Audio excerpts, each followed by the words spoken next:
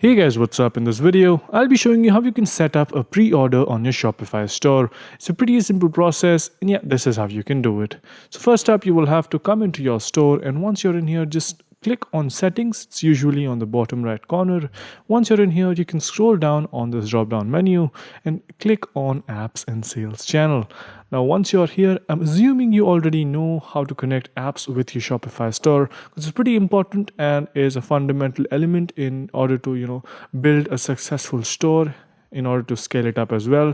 And yeah, once you're in here in the apps and sales channel, click on Shopify App Store, and under here just search for pre-order.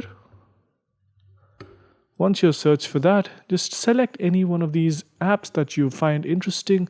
I personally would suggest for you to go with the Pre-Order Now WOD. This is the most rated app on this app store, which is why I recommend it. And just click on Add App. And once you click on that, it will ask you to choose an account with which you want to link this app with.